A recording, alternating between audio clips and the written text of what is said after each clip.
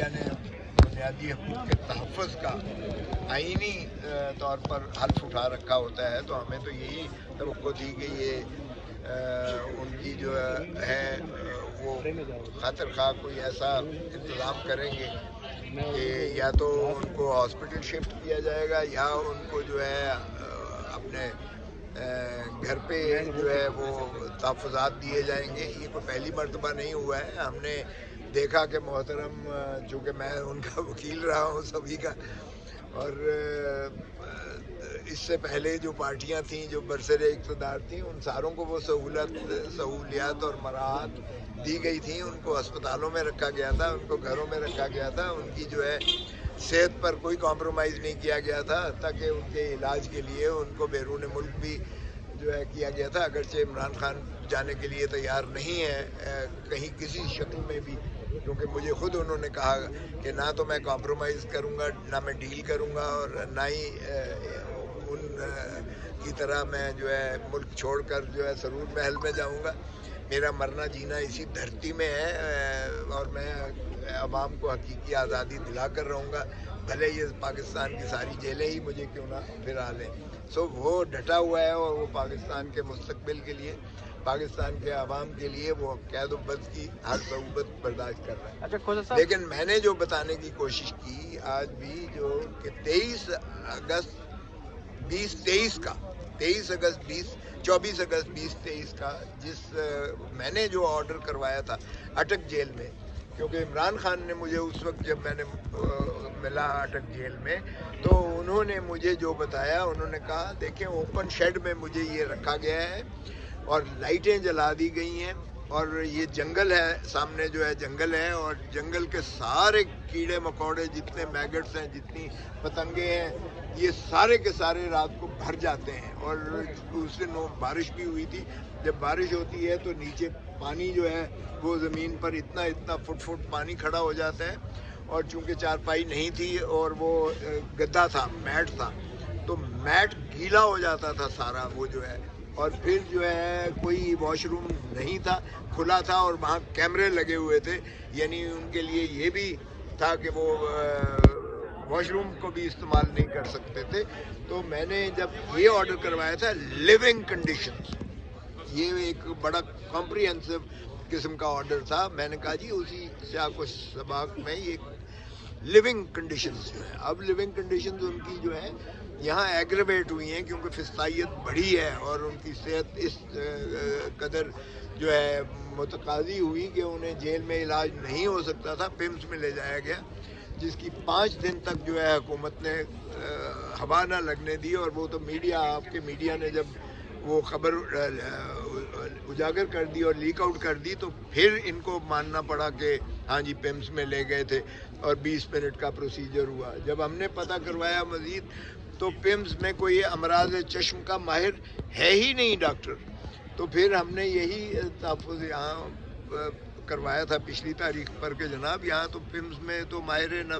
امراض چشم ہے ہی نہیں، تو یہاں یا تو شفا میں ہے، یہاں ہم نے اس کا نام بھی لیا، یا حمید لطیف لاہور میں ہے جو ہم اس کو بلوایا بھی تھا، اور یا پھر شوکت خانم میں جو ان کا معالج ہے، سینئر ترین ڈاکٹر جو ہے وہ ان کی ساری ہسٹری جانتا ہے. ظاہر ہے کہ وہ اگر آپ کا معالج جو ہے وہ ایسوسیٹڈ ہو، اس سے منسلک ہو، تو وہ ساری چیزیں آپ کی جو ہے بلڈ پریشر ہے، آپ کا شوگر ہے، آپ کی جتنی باقی عوامل ہوتے ہیں وہ ساری ہسٹری بتاتا ہے، تو اس میں علاج کرنے میں سہولت ہوتی ہے، بہتری ہوتی ہے. سو آج جب سلمان صفدر صاحب as a friend of the court انہیں بھیجا گیا اور ہم میں سے تو کسی کو ساتھ منسلک نہیں کیا گیا، تو اس میں یہ ہوا کہ انہوں نے رپورٹ دی ہے اور اس کی رپورٹ کی روشنی میں انہوں نے 2 چیزیں فی الحال کی ہیں، باقی تو انہوں نے پینڈنگ رکھی ہے، لیکن 2 چیزوں کا انہوں نے فوری جو ہے حل اٹارنی جنرل فار پاکستان سے مانگا. نمبر 1 کہ ان کے جو ہے یہ عارضہ چشم کا جو آنکھ کا ان کا مرض ہے، اس کی جو تحفظات ہماری جانب سے کی گئی ہیں، اور رپورٹ میں بھی اس نے Salman Safdar friend of the court نے لکھا انہوں نے کہا کہ 16 سے پہلے اس کا جو ہے ان کا معائنہ انہی کے معالج کے ذریعے جو ہے وہ کروایا جائے. وہ اس کی انڈر ٹیکنگ جو ہے اٹارنی جنرل فار پاکستان نے دی ہے. اب اگر وہ علاج جو ہے ظاہر ہے کہ اس کا اپریٹس وغیرہ یا اس کی چیز جو ہے وہاں جیل میں ممکن نہ ہے تو پھر ظاہر ہے کہ وہ ان کو شفا میں یا جہاں بھی وہ ڈاکٹر تجویز کریں گے وہاں ان کو لے جایا جائے گا, جتنی وقت کے لیے بھی لے جایا جائے گا. تو وہ جو ہے وہ 16 سے پہلے رپورٹ کریں گے. اور پھر انہوں نے کہا کہ یہ بھی جو ہے زیادتی ہے کہ ان کے بچوں کے ساتھ بھی کمیونیکیشن جو ہے فون کے ذریعے نہیں کروائی جا رہی ہے, جو کہ ان کی پہلے موجود تھی. اور پھر اس دورانیے میں کافی عرصے سے جس طرح قاسم نے اور سلمان ان کے بچوں نے کہا ہے 1 سال سے ہماری کوئی بات باپ سے نہیں کروائی گئی ہے, تو وہ بھی انہوں نے کہا کہ یہ آپ یہ کروائیں گے اور یہ بھی اس کی بھی رپورٹ کریں. تو اس پر بھی اٹارنی جنرل نے وہ ظاہر کی حکومت کی جانب سے کہ یہ ان کا کروایا جائے گا. باقی چیزیں جو ہیں وہ ظاہر ہے کہ جب کہی گئی تو یہ ملاقات فیملی کی جو کروائی گئی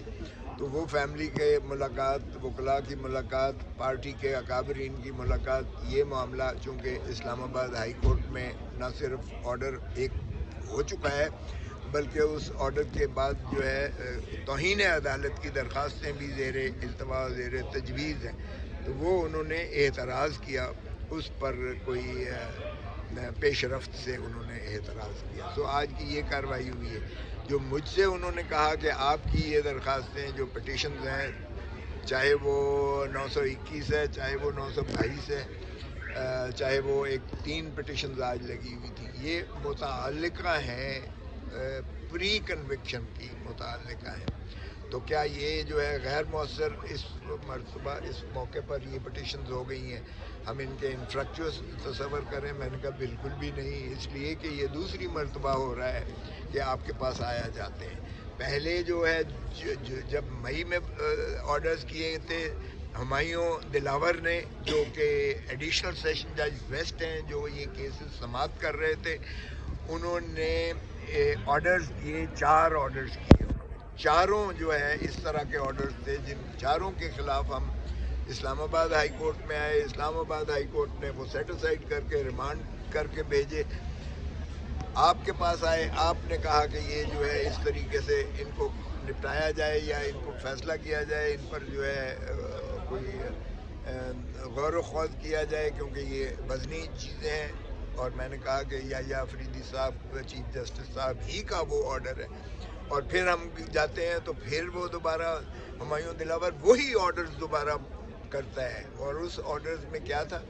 ایک یہ تھا کہ جو درخواست ہمارے خلاف استغاثہ دیا گیا ہے وہ election commissioner, district election commissioner Islamabad کی جانب سے ہے, جن کو کوئی اختیار نہ ہے کہ بھئی وہ کمپلینٹ کر سکتا ہے الیکشن ایکٹ 2017 کے تحت. یہ اختیار الیکشن کمیشن آف پاکستان کا ہے. ڈسٹرکٹ الیکشن کمشنر اسلام آباد الیکشن کمیشن نہیں ہے. الیکشن کمیشن آف پاکستان آئینی ایک ادارہ ہے جس میں چیف الیکشن کمشنر اور 4 ممبرز ہوتے ہیں. یہ ان کی جانب سے استغاثہ یا ان کے رجسٹرار کی جانب سے ہوتا ہے. یہ ڈسٹرکٹ الیکشن کمشنر اسلام آباد کو اختیار ہی نہ تھا, سو اس لیے بدون اختیار یہ جو ہے استغاثہ دائر کیا گیا, جو ساری کارروائی کو کل عدم قرار دیتا ہے. دوسری بات یہ تھی کہ یہ معاملہ تھا, یہ جب میں ایم این اے تھا عمران خان صاحب